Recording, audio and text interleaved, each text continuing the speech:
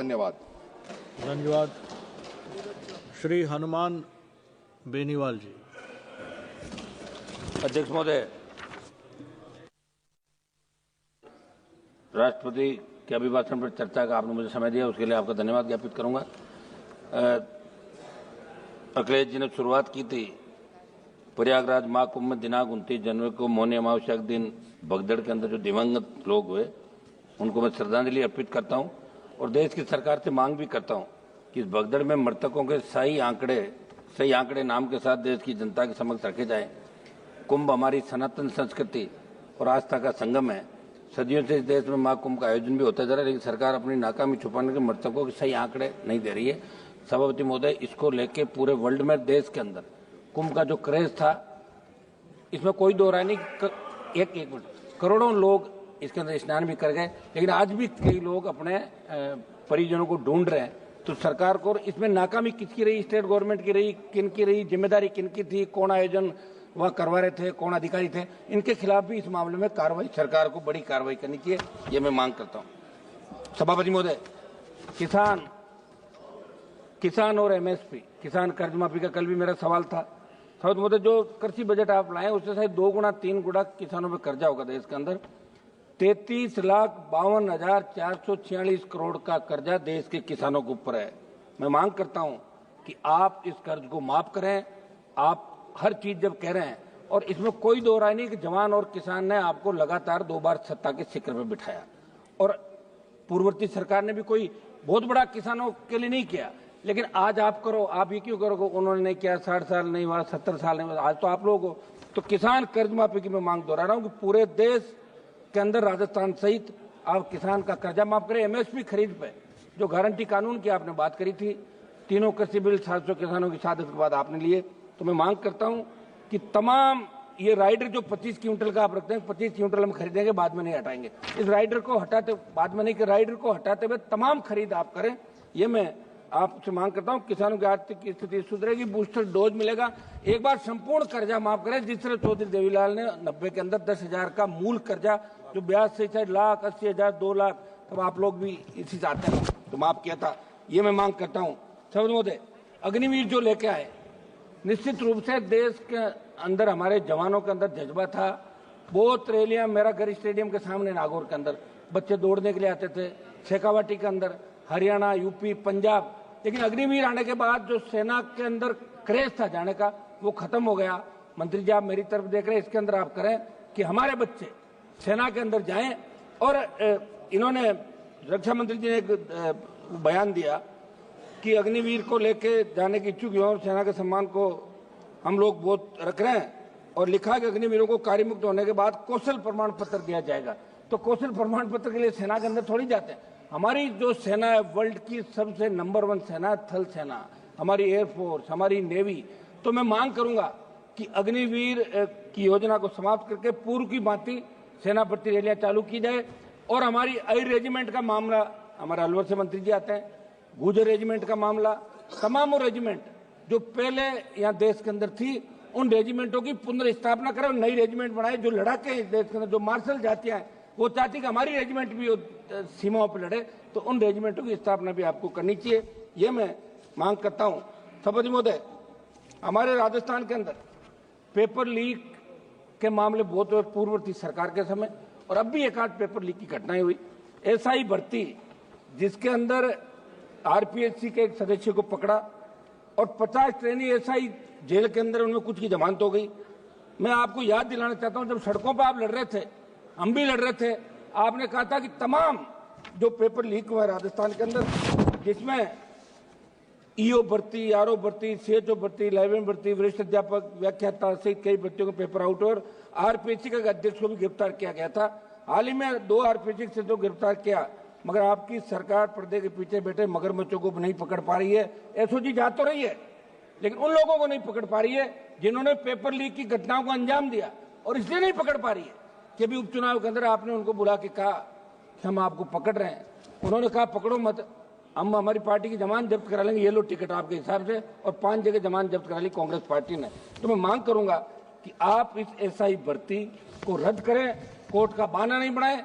आपके नेताओं की डिमांड थी, स्वयं मुख्यमंत्री सड़कों पर कह रहे थे कि हमारी सरकार में तो हम ऐसा ही भर्ती रद्द करेंगे, तमाम उन भर्तियों को जिनके लोगों को पकड़ा रद्द करके एक नया संदेश राजस्थान और देश के अंदर दें।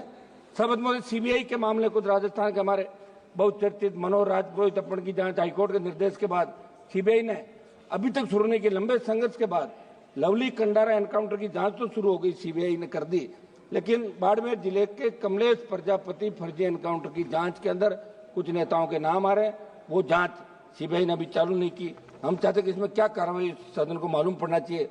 जोधपुर में अनिता जाट हत्याकांड के मामले में स्टेट पुलिस द्वारा चार्जशीट दाखिल करने के 5 दिन बाद सीबीआई ने एफआईआर दर्ज की है। मैं बात इसलिए कह रहा हूं कि सीबीआई पर लोगों का भरोसा है, इसलिए सीबीआई राजस्थान से जुड़े तमाम मामले जो दिल्ली में पेंडिंग है, हमारे 4 मंत्री राजस्थान चाहते हैं, स्वयं लोकसभा अध्यक्ष भी राजस्थान चाहते हैं, मैं उनको भी कहना चाहूंगा कि सीबीआई के मामले के अंदर त्वरित अनुसंधान होकर दोषियों के खिलाफ कार्रवाई करें तो कड़ा संदेश अपराधियों के अंदर जाएगा। सवज महोदय, आबकारी नीति आपके माध्यम से हाल ही में राजस्थान की भाजपा सरकार जो आबकारी नीति लेकर आई, मंत्री जी थोड़ा एक मिनट, राजस्थान का मामला, आबकारी नीति जो राजस्थान की सरकार लेकर आई है, वैसे तो हम शराबबंदी के खिलाफ जो आंदोलन में राजस्थान का हमने हिस्सा लिया कि शराबबंदी होनी चाहिए। शराबबंदी आप बार बार कह रहे हो कोई आर्थिक स्थिति ठीक नहीं है, बड़ा रेवेन्यू मिलता है, बंद नहीं कर रहे हो, तो आप इतना तो कर सकते हैं कि जो आबकारी नीति आप ला रहे हैं उसके अनुसार अलग अलग दुकानों के स्थान पर समूह को ठेके दिए जाएंगे। वही रेड पार्टियां पुरानी बांधी, वही शराब माफिया पनपेगा राजस्थान के अंदर, मुश्किल से मुक्त हुआ है राजस्थान। इसलिए मैं मांग करता हूं इस आबकारी नीति को समाप्त करके एक्स आर्मी जो रिजर्वेशन दुकानों के अंदर रखा, हजारों लोगों को रोजगार मिलेगा, उनका रोजगार छीन के कुछ समूहों को ठेके आप नहीं दे। आबकारी नीति के अंदर बड़ा खेल हुआ है, तो समझ में आपके माध्यम से सरकार से मांग करूंगा कि भारतीय जनता पार्टी की सरकार इन नई आबकारी नीति को लागू नहीं करे और पूर्व की भांति जो दुकानें चल रही है उस हिसाब से राजस्थान के अंदर दुकान आवंटित करें और दूसरे जो हमारा एक्स आर्मी दूसरा कोटा है ताकि उनको रोजगार मिल सके। समझ महोदय, उत्तर प्रदेश के अंदर आबकारी नीति के अंदर बदलाव राजनाथ सिंह जी ने किया था, पहले भी वहां ऐसा चलता था और आपकी सरकार ने भी वहां दुकान देने का काम आपकी सरकार ने किया, इसलिए आप अपनी सरकार के उस निर्णय को बदलने का काम नहीं करें। समझ महोदय, निवेश के अंदर प्रधानमंत्री जी राजस्थान में रिसर्जेंट राजस्थान नाम के कार्यक्रम का उद्घाटन किया। मैं आपके माध्यम से सदन को बताना चाहता हूं कि प्रदेश में उद्योगों से जुड़े निवेश लाने के लिए इस तरह का कार्यक्रम किया गया, अरबों रुपए खर्च करके इसका प्रचार किया। एक तरफ, दूसरी तरफ राजस्थान राइजिंग से प्रदेश में निवेश की तैयारियों के बीच 20% निर्यात घट गया। कारण यह कि भारत सरकार के कस्टम विभाग के बड़े अधिकारी ने राजस्थान में बार बार जांच आपत्तियों के नाम पर व्यापारियों को तंग करना शुरू कर दिया था।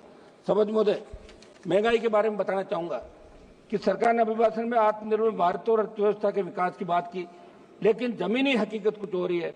महंगाई चरम पर, आम जनता की क्रय शक्ति लगातार घट रही है। खाद्य पदार्थों, ईंधन, रसोई गैस, दवाओं की कीमतें आसमान छू रही है।